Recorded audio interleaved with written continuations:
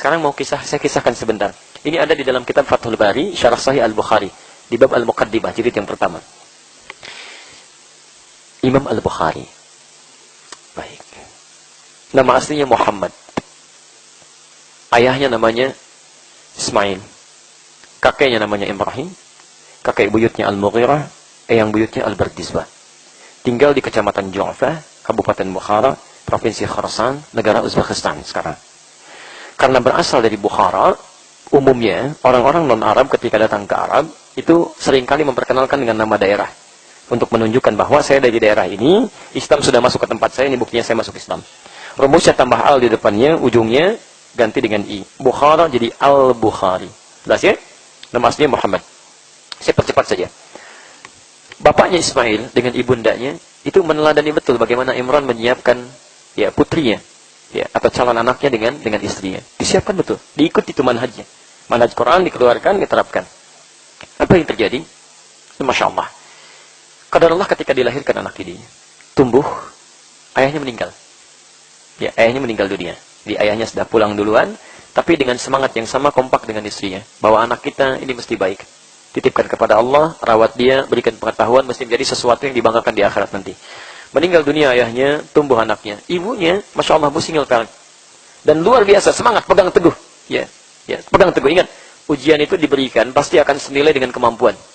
Jadi kalau Anda sedang diuji, tandanya Anda mampu, jangan mengeluh, kan? Baik, ibundanya Al-Bukhari tidak mengeluh, teruskan. Ya, belajar dia.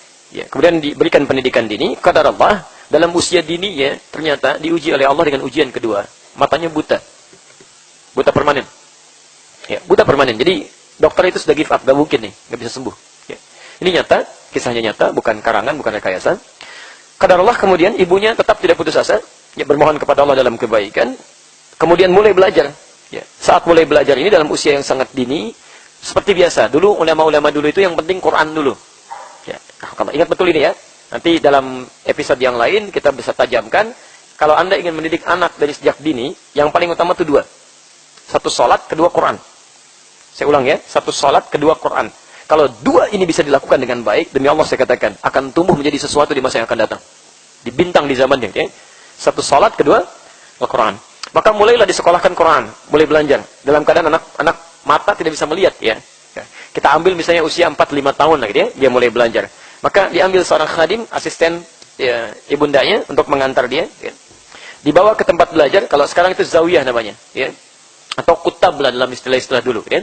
Zamannya katatib. Itu belajar Quran. Begitu belajar Quran, kemudian goronya pada saat itu sedang membacakan Quran surah 50, surah Qaf, gitu kan? Surah Qaf dibacakan dari awal sampai dengan akhirnya. Itu teman-teman Al-Bukhari kecil, usianya lebih tinggi dibanding beliau. Ya, ada yang 6 tahun, 7 tahun, 8 tahun dan sebagainya. Begitu selesai, ya kan? Syekhnya mulai bertanya. Ya, siapa yang sudah hafal? Dibacakan sekali, wan yahfad. Tiba-tiba di antara semua orang yang diam, yang sedang belajar pertama kali itu, anak kecil yang matanya buta itu, yang paling kecil usianya mengangkat tangan. Hafidtu ala dhahri qalbi. Syekh, saya sudah hafal di dalam kepala saya, katanya. Ingat ya, ada hafal di luar kepala, ada hafal di dalam kepala, itu beda. Dia hafal di luar kepala, Masya Allah, itu belum hafal, masih di luar. Nah, di orang Arab kalau menyebutkan hafal dalam kepalanya, dalam jiwanya, hafidhu ala dhahri qalbi. Ya, dalam hatinya. Di hafalan yang benar itu bukan di otak, tapi di hati. Kalau sudah kebawa ke hati, jadi amal nantinya. Ya, terbawa dalam jiwanya, jadi perasaan. Ke otak jadi pikiran, ke hati jadi perasaan, kan? Makanya sakit hati, sakit perasaan. Sakit otak, sakit masalah, gitu kan? Ada pikiran. Jelas ya? Nah, jadi terbawa ke semuanya dalam kehidupannya. Kata Al-Bukhari kecil, hafidhu ala dhahri qalbi. Syekhnya Masya Allah. Ya, dia ingin menguji, benar enggak gitu kan? Lihat nanti ya. Anda bayangkan bagaimana keutamaan orang tua yang menitipkan kepada Allah. Mata fisiknya nggak bisa lihat, mata hatinya ditajamkan. Maka diujilah oleh syekhnya. Iqra ya bunai. Ta'ali katanya, maju sini, iqra ya bunai, baca. Ketika dibacakan, bukan hanya hafalnya yang sempurna, makhrajnya, sifat hurufnya itu sama dengan syekhnya. Masya Allah, anak kecil ini. Maka dipeluk oleh syekhnya. Dikatakan, minal an tadrusul hadith. Ya bunai, nah, mulai sekarang kamu belajar hadis ya. Karena syekhnya paham betul, kalau Quran itu pasti mudah. Karena ada janji Allah di situ. Janji Allah. Bahkan 4 kali disebutkan di satu surah. Surah 54 itu kan, Ayat 17, ayat 22, ayat 32, ayat ke-40. Walaqad yassarnal Qur'ana lidzikri fahal min muddakir. Sungguh kami telah jamin, Quran itu akan kami mudahkan untuk diingat, dihafalkan. Menghafal Quran itu mudah, Allah yang jaga. Tapi hadis tidak. Ini anak punya keistimewaan, kata syekhnya, minal an tadrusul hadis. Dari sekarang Anda belajar hadis ya. Anaknya senang. Ya. Dari situ kemudian dia pulang, diantar ke rumah, bertemu dengan ibundanya. Di sini kisahnya baru dimulai. Begitu bertemu diceritakan, ummi, kada wa kada. Ma, tadi ada kejadian begini. Ibunya senang. Sampai pada kalimat yang terakhir. Lihat kalimatnya. Ummi, uridul hadis. Ma, saya pengen belajar hadis. Kata ibundanya yaktafi bil Quran. Cukupkanlah dengan Quran ya. Nanti kalau sudah ada keluangan, kamu bisa belajar hadis. Kamu ada keterbatasan. Kata anaknya, la, uridul hadis. Tidak, saya tetap ingin belajar hadis.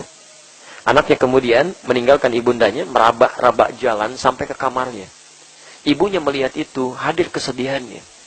Ya Allah, gitu kan? Anak semacam ini pengen belajar hadis dengan segala keterbatasan. Ibunya masuk ke mihrabnya. Di situ bermohon, dia hamparkan sajadahnya, bermohon kepada Allah. Ketika bermohon, dia al-basir. Yalladzi ala kulli syai'in qadir. A'id basirat tabni. Anda kalau bermohon, ada salah satu adab di Quran, surah ke-17 ayat 110. Anda bisa memohon kepada Allah dengan Al-Asma'ul Husna. Nama-nama Allah yang terbaik. Kalau Anda nggak paham, sebut namanya langsung. Ya Allah, Qulid Allah. Atau Ar-Rahman. Ya. Awir Rahman. Tapi kalau Anda mampu, pilih salah satu nama terbaik sesuai kebutuhan Anda. Ayyamma tad'u falahul asma'ul husna. Anda ada kesulitan, belum terbuka, sebut Ya Allah, Ya Al-Fattah. Ya kan? Anda butuh rezeki, Ya Allah, Ya Razzaq. Ibunda ini menginginkan kepada Allah agar berkenan. Memohon membuka kembali penglihatan anaknya yang tertutup itu. Maka disebut namanya yang maha melihat. Ya Al-Basir. Ya Allah, Ya Al-Basir. Ya Alladhi ala kulli syai'in qadir. Ya Allah yang maha menatap dengan segala ketajamanmu, Ya Allah.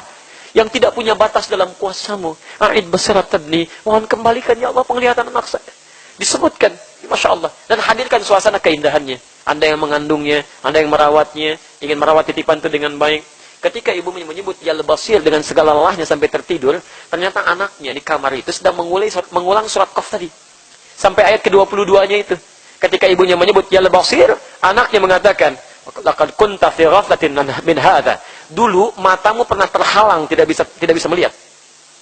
Fakashafna 'anka ghita'aka. Kami akan kemudian buka penghalang itu sampai Anda bisa melihat kembali. Wa basaruka al-yawma hadid. Ketika ibunya menyebut Ya Al-Basir, anaknya membaca wa basar. Basar itu pandangan fisik. Ya. Wa basaruka al-yawma hadid. Mulai saat ini matamu akan kembali melihat dengan tajam. Ayat ini sebetulnya tentang akhirat. Ada orang-orang buta saat di dunia, di akhirat akan dibuka kembali. Tapi dengan kuasa Allah Subhanahu wa taala, ketika anak ini mengatakan wa basaruka al-yawma hadid, ibunya menyebut Ya Al-Basir, qadar Allah tiba-tiba terbuka, Pak. Dia bisa melihat. Saking kagetnya lompat anak ini. Ya. Dia kejar ibundanya. Ummi, laqad ra'ait. Masa sekarang sudah bisa lihat lagi, kata anak ini. Masya Allah. Anakku usia 4-5 tahun. Dirawat penuh dengan kesungguhan, kebahagiaan, Masya Allah, ketulusan. Dalam keadaan buta, tiba-tiba mengatakan, saya bisa lihat lagi. Ibunya kaget. Begitu terbangun dengan teriakan anaknya, kata ibundanya, Rubama ra'ait tada qalbik. Mungkin Anda melihat dengan hatinya. Kata anaknya, la, ini saya lihat dengan mata saya. Ya. Sekarang ibu menggunakan pakaian ini. Di sekitar kita ada benda-benda ini. Saya bisa melihat lagi. Keduanya kemudian berpelukan. Dari situlah kemudian Al-Bukhari mulai rajin belajar. Sampai belajar hadis, sampai jalan kemana-mana, sampai menuliskan Sahih Al-Bukhari itu. 16 tahun dituliskannya. Anda titipkan kepada Allah. Niatkan dengan ikhlas. Allah akan jaga. Akan jaga. Al-Bukhari aja dirawat oleh seorang ibu. Suaminya sudah nggak ada. Anaknya bisa luar biasa. Anda suami masih ada. Kerabatnya ada. Fasilitas lebih lengkap. Harusnya bisa mencetak lebih daripada itu.